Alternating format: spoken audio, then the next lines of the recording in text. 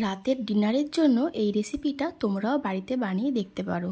ছোলা দিয়ে বানাবো, দারুণ খেতে লাগে। রুটি, পরোটা, রুমালি রুটি এই সব কিছুর সঙ্গে কিন্তু বেশ ভালো লাগবে। তো দেখো, ছোলাগুলোকে ওভারনাইট ভিজিয়ে রেখেছিলাম। তারপরে কুকারের মধ্যে দিয়ে দিচ্ছি পরিমাণ মতন জল দিয়ে, সামান্য একটু নুন দিয়ে এটা 2টো সিটি দিয়ে নেব। ততক্ষণে চলো একটা পেস্ট বানাই। নিয়েছি আদা, রসুন আর কাঁচা লঙ্কা, এর একটা স্মুথ পেস্ট বানিয়ে নিয়েছি।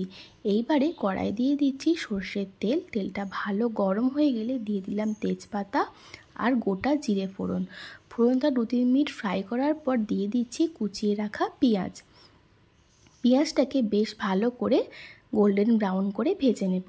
আর এই পেঁয়াজ ভাজার সময় এই রান্নাটাতে সুন্দর একটা কালার আসার জন্য দিয়ে দেব সামান্য একটু চিনি। তো এইবারে পেঁয়াজটাকে বেশ ভালো করে একটু ভেজে নেব।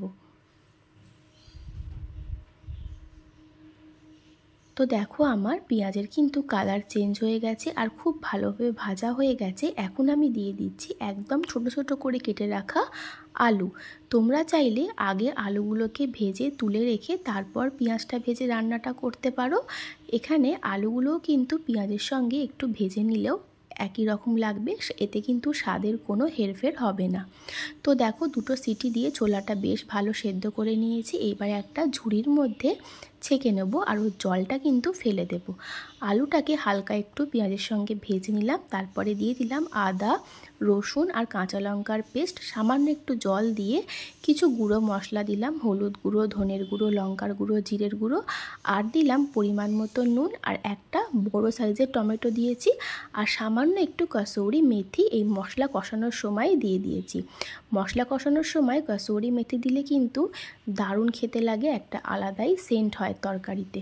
তো দেখো, কসুরি মেথিটা দিয়ে গ্যাসের ফ্লেমটা লো টু মিডিয়ামে করে চাপা দিয়ে মশলাটাকে খুব ভালো করে কষিয়ে নেবো যতক্ষণ না তেল ছাড়ছে আর টমেটোটাও নরম হয়ে আসছে।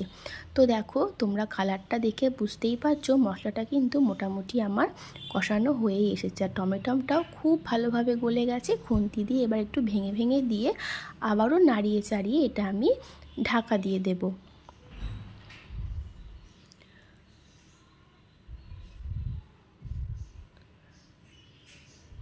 তো দেখো, ভালো করে নাড়িয়ে চাড়িয়ে দিয়েছি। এবার এটা আমি আবারও ঢাকা দিয়ে দেব ওই 3-4 মিনিটের জন্য।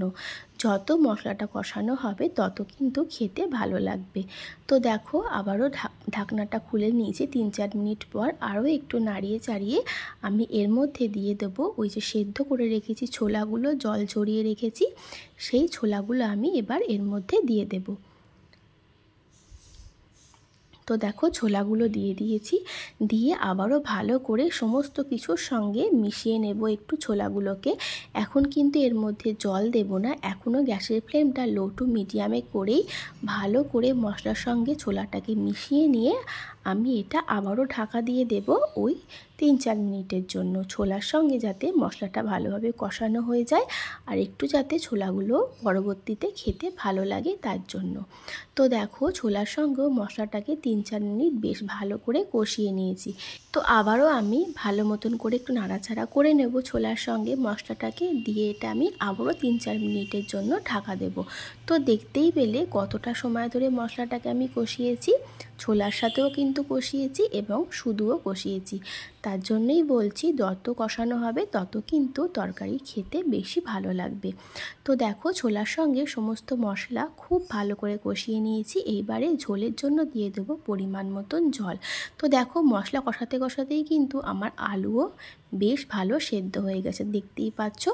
এইবারে আমি এর মধ্যে দেব পরিমাণ মতন জল। ছোলা সেদ্ধ করার জলটা কিন্তু আমি ব্যবহার করিনি, আমি এখানে প্লেন জল ব্যবহার করেছি। তোমরা যদি চাও ছোলা সেদ্ধ করার জলটাও ব্যবহার করতে পারো, তবে প্লেন জল দিলেই আমার মনে হয় বেশি ভালো লাগবে, সেই জন্য ছোলা সেদ্ধ করার জলটা ব্যবহার করিনি।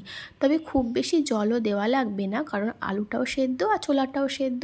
সামান্য একটু জল দিয়ে, যেহেতু এটা একটু মাখা মাখা করব, সামান্য একটু জল দিয়ে ঢাকা দিয়ে রেখে দেবো ওই ধরো 7-8 মিনিটের জন্য। ভালো করে মিশিয়ে নিয়েছি। এবারে ঝোলটা হালকা ফুটে উঠলে আমি এটা ঢাকা দিয়ে দেবো 7-8 মিনিটের জন্য। তো তো দেখো 7-8 মিনিট পর আমার রান্নাটা কিন্তু একেবারেই কমপ্লিট হয়ে গেছে। এখন আমি আবারও একটু নাড়াচাড়া করে নিয়ে যে আলুগুলো দিয়েছিলাম সেগুলো কিছু আমি এখানে একটু ভেঙে ভেঙে গলিয়ে দেব। তাহলে কিন্তু আরও বেশি মাখা মাখা হবে আর খেতেও বেশ ভালো লাগবে। তো দেখো আলুগুলো যতটা সম্ভব আমি একটু খুন্তির সাহায্যে ভেঙে ভেঙে দিচ্ছি এবং কিছু ছোলাও কিন্তু আমি এর মধ্যে একটু ভেঙে ভেঙে গলিয়ে দিয়েছিলাম। তো এবার গ্যাসের ফ্লেমটা হাইতে করে আমি একটু ফুটিয়ে নেব।